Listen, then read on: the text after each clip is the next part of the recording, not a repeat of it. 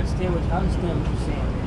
I understand that you're saying that that you don't think that they would be good or whatnot. Come downstairs, bro. Lame ass bitch. Goofy. You a whole lame, bro. What the fuck wrong with you? You a clown, bro. Goofy mob. Fucking punk ass nigga. I'm so sorry, man. You fucked up this nigga. You fucked this man up Zen, bro. You fucked his Zen, bro.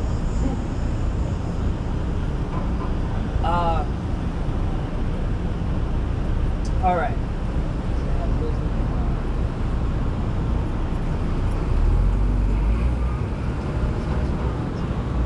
I can't find the scripture I'm actually looking for, but what that's going into is that's going into be wise in your own heart. But you did say, which is not a righteous thing to be wise in our own heart. We want to go with the understanding that the Lord was giving us.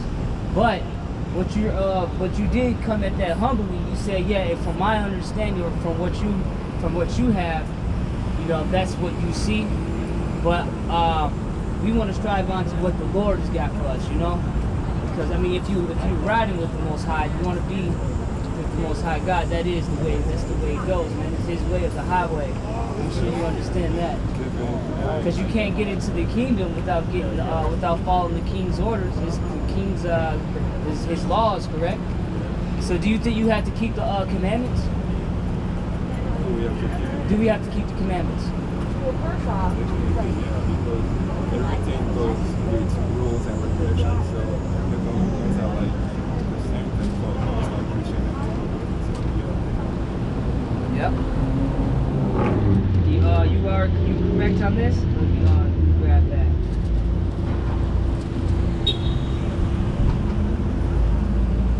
He goes off and off over again. And this is the one who says, this is Deuteronomy 28 and 15. But it shall come to pass, if thou wilt not hearken unto the voice of the Lord thy God, to observe and to do all his commandments and his statutes which I command thee this day, that all these curses shall come upon thee and overtake thee. And sure enough, that's exactly how we got into this predicament, is by not following his commandments. And if you like, I'm gonna go ahead and prove that. And this is and he says that all these curses shall come upon thee and overtake thee. And he goes into a list of curses, and one of these curses is the stranger that is within thee shall get up above thee very high, and thou shalt come down very low. He shall lend to thee, and thou shalt not lend to him, and he shall be at the head, and thou shalt be at the tail.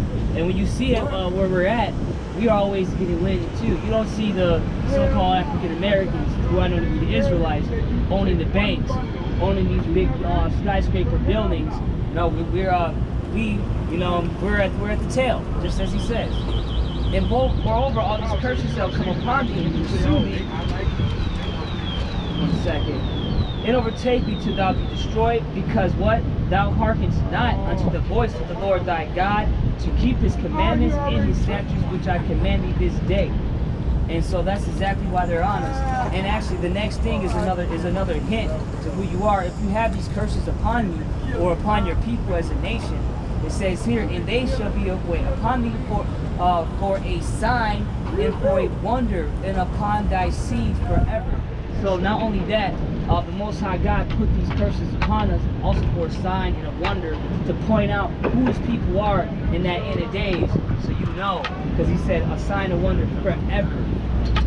So that's letting you know that's who his chosen people are. And just to hammer it home with one last thing, I'm just gonna jump to the end of the chapter, the final prophecy on this chapter. It goes into how we got here, and as you know, the so-called Jewish, the people in the land of Israel today, that's not Israel. That's not the Jew people. The tribe of Judah is the Jew people. And let's go into the prophecy that you know that's not them. First off, we'll just read this. This is Deuteronomy 28 and 68.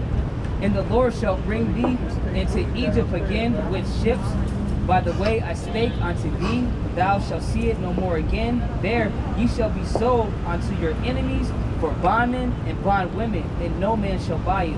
Now, just to back that up, I don't have the scripture right now for it, but Egypt again really just means it's going to bring you into slavery again.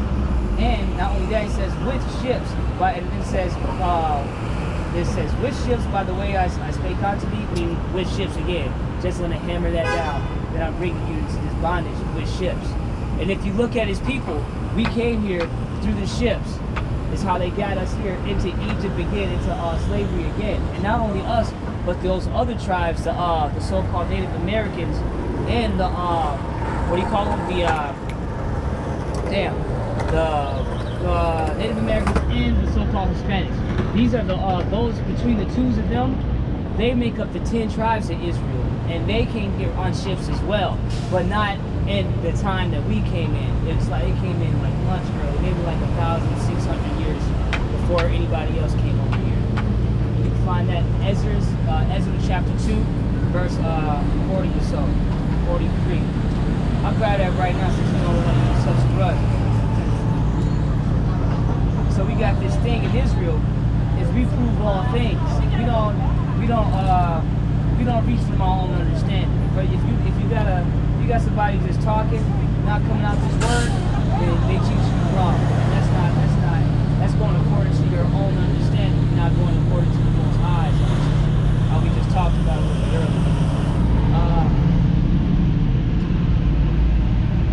earlier. This is the book of 2nd Ezra, chapter 13 and verse 40.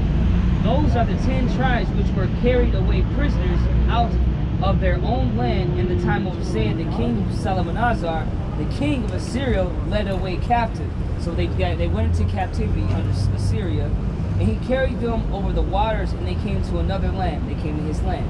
But they took this counsel amongst themselves that they would lead the multitude of the heathen and go forth into a further country where never mankind dwelt. And now we know only about 1,600 years ago, all these lands were inhabited. Everything was inhabited except the Americas, from what we know. Africa is inhabited, Asia is inhabited, Europe's inhabited, everything's inhabited except for this last western side of the world, 1,600 years ago. And this is the next bit they said. So they're supposed to go to another end. But they took counsel amongst themselves that they would leave the multitude of the heathen and go forth into a further country where never mankind dwelt, that they might keep their statutes, which they never kept in their own land because they were going off in Israel. As we were just going on talking about, when you don't keep his commandments, you pay the price. And they entered into the Euphrates by a narrow passage of the river. They get into the river. And the Most High then showed them signs for them, and held still the flood till they passed over. So then they went over water, some turbulent waters, until they passed over. The Most High had to hold these waters at bay. For through that country there was a great way to go, namely of a year and a half, and the same region is called Asariah. So they left from this region Asariah, and it took them a year and a half to get over here. If you know anything about the locations of the Euphrates, that's over there sort of in the Middle East and Africa, over there towards the eastern side of Africa, or on the western side of India. So what they did was they went south from the eastern side of Africa. They went south, sailed down the southern tip of it, sailed back up, and I'm assuming they went shot west, and that's how they got here before anybody else. And there's a record of it in the Bible. But if you ask anybody where's the 10 tribes of Israel, they'll say, I don't know. They say they're lost. That's why they call them the lost 10 tribes of Israel. The lost tribes of Israel is what they've been. If you look it up, that's what they'll call them, something like that. But let you know right now, they're here is the so-called Hispanics, Native Americans, and some of the other tribes that look more Negro. But indeed, all those people are Negroes. They're all Israelites to the tribe of Judah. And could be your people too, brother. Yeah, yep, Shalom.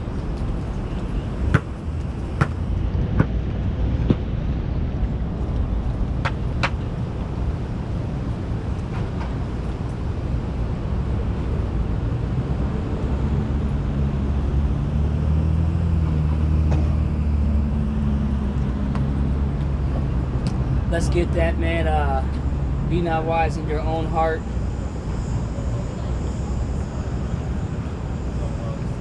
Your own eyes, I think.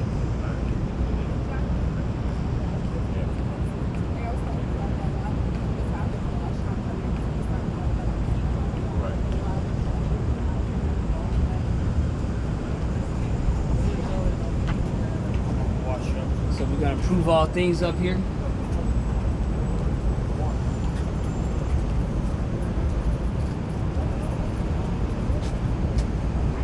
This is Proverbs 3 and 7. Be not wise in thy own eyes. Fear the Most High and depart from evil.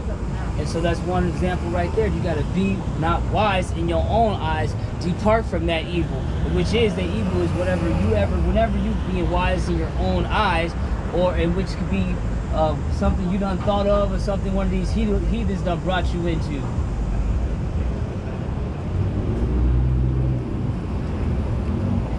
This is Proverbs 12 and 15. The way of the fool is right in his own eyes, but he that hearkens unto counsel is wise. So that is how you get that wisdom. You hearken unto that counsel. And that's how you're going to get this truth. And this is Isaiah 5 and 21. Let's go ahead and solidify this. Woe unto them that are wise in their own eyes and prudent in their own sight. So if you say woe is not good. Woe is a terrible thing. It could be curses. It could be death. You never know.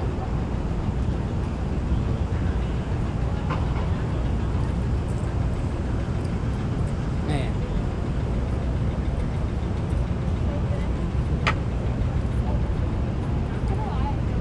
Hola.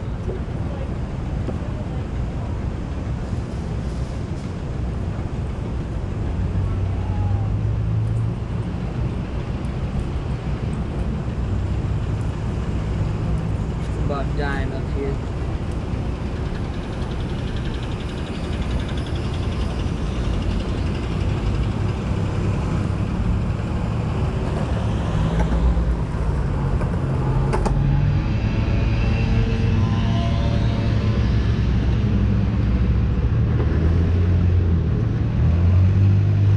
And this is you not being man. You cannot be wise in your own eyes. Absolutely not.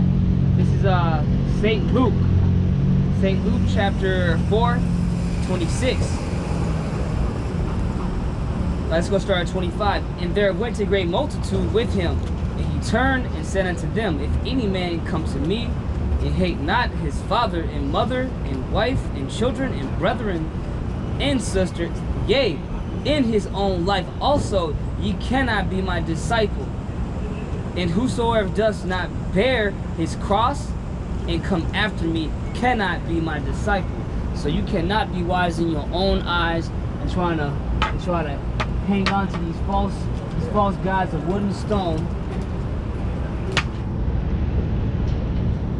in this time, man. Now is the time to be turning back onto these laws, statutes, and commandments. Not to be going off.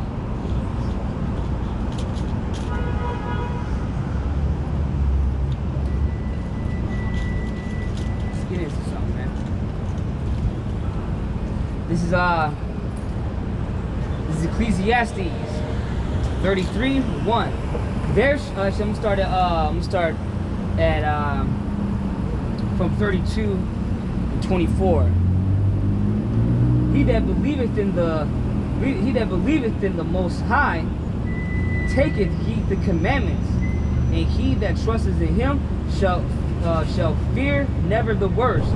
There shall no evil happen unto him that feareth the Most High, but in temptation even again he will deliver him.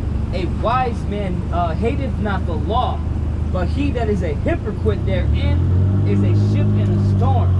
And so that's letting you know that ship in the storm ain't gonna make it, man. That ship in the storm is gonna capsize quickly. A man of understanding trusteth in the law, and the law is faithful unto him as an oracle. Prepare what to say, and so thou shalt be heard. and bind up instruction, and then make answer. The heart of the foolish is like a cartwheel, and his thoughts are like a rolling axle tree. So man, this man's thoughts is all over the place, man.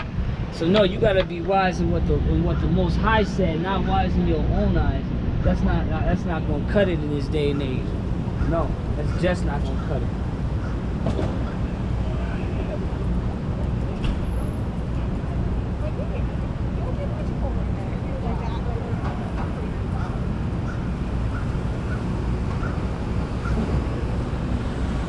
Let's come to 34:1.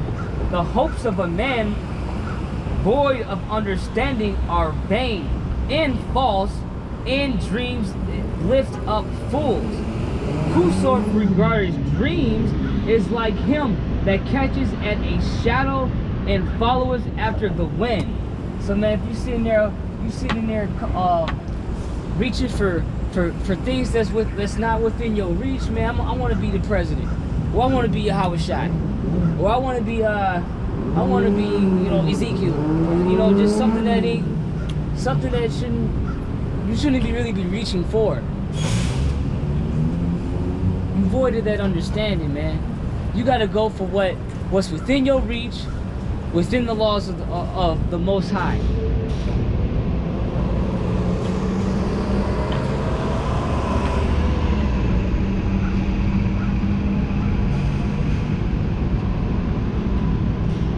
You got a moment for the word, brother? What? You got a moment for the word? Actually, I'm late and I'm looking for 525. Don't you know what that is? Nah, I don't know how to do this.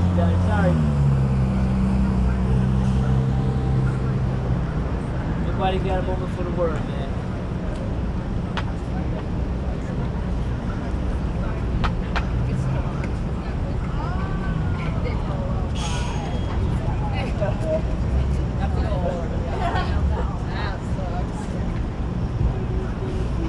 Text me when you start making it.